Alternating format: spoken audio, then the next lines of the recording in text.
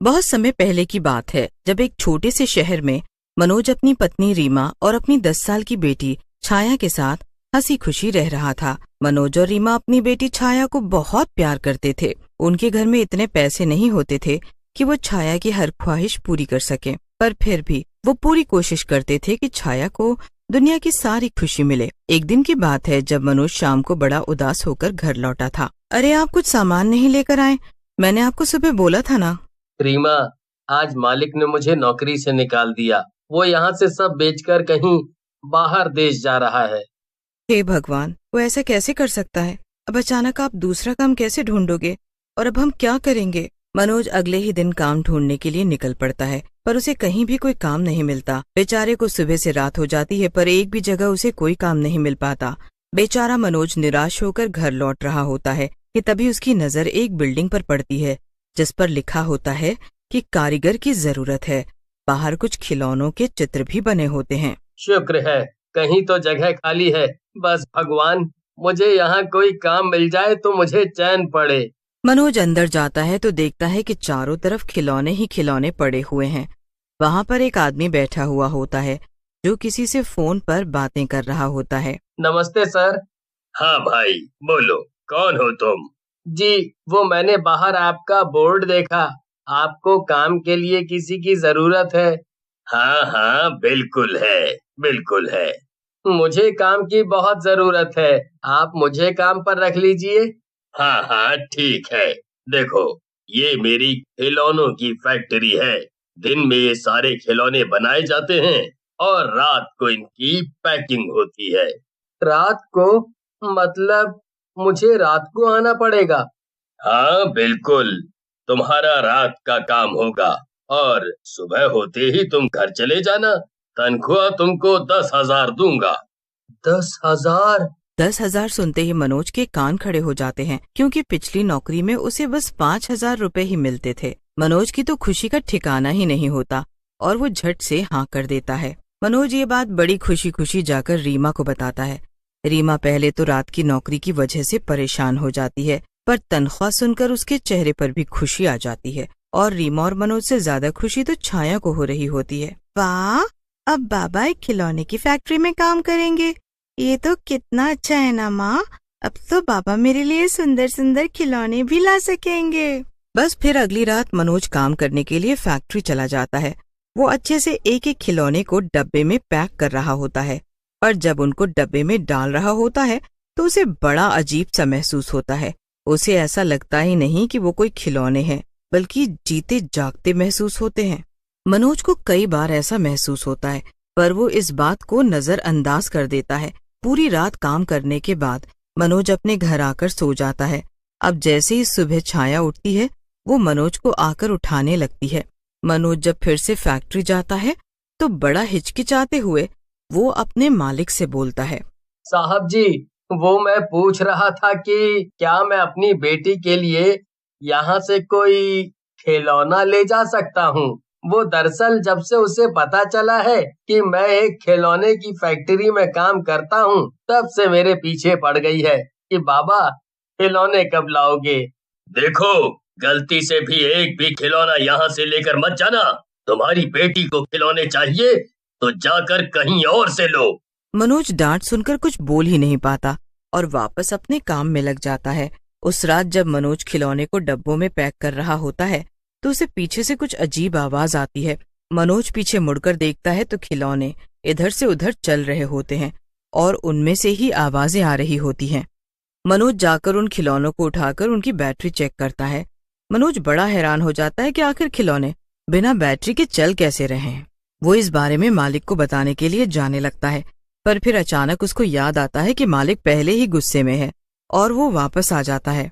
अब मनोज के साथ रोज अजीब अजीब चीजें होने लगती है, पर वो ये बात किसी को नहीं बताता। धीरे धीरे करके एक हफ्ता भी बीत जाता है और फिर मनोज अपनी बेटी के लिए खिलौने लेने दूसरी दुकान पर जाता है।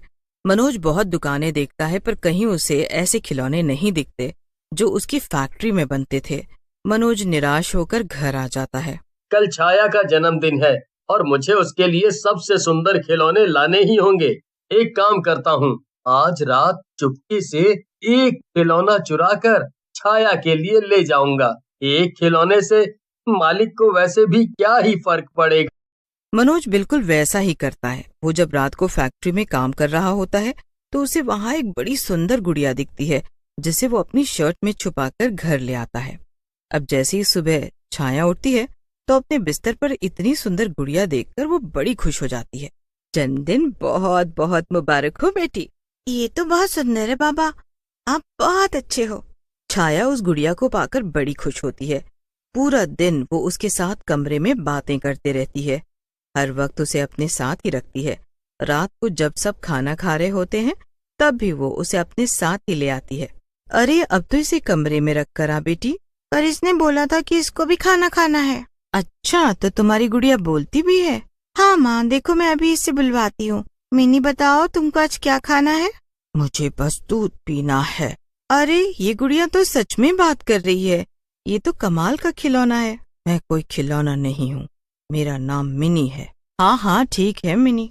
मनोज तो फैक्ट्री में काम कर रहा होता है और उसे पता ही नहीं होता कि उसकी लाई हुई गुड़िया उसके बेटी के ऊपर कितनी बड़ी खतरा बन गई है। जब रात को छाया उस गुड़िया को अपने पास सुला रही होती है तो आधी रात में वो गुड़िया उठ खड़ी होती है। गुड़िया अपने आप खड़ी हो जाती है और चलते हुए रीमा के पास आने लगती है।